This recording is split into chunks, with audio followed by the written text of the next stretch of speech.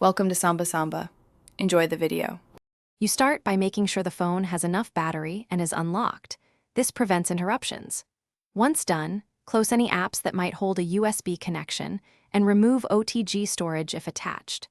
Now open Settings, then tap System or Additional Settings. Vivo labels can vary by model. You're doing this to reach developer options quickly. Disabling USB debugging there prevents unauthorized ADB access to your device, which protects your data and apps. You'll now find developer options and navigate to the debugging section. If developer options aren't visible, go to About Phone, tap build number 7 times to enable them, enter your PIN if prompted. Once visible, open developer options and scroll carefully. Settings are grouped, so look for debugging or USB settings. You're doing this to ensure you modify the exact toggle for USB debugging, rather than related options like USB configuration. You now toggle off USB debugging.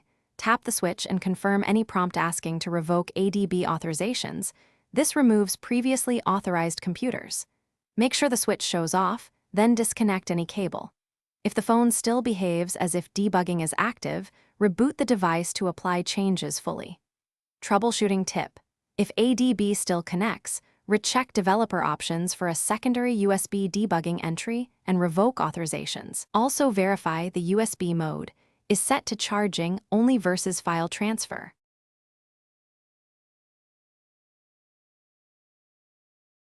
Thanks for watching. Consider subscribing if we helped you.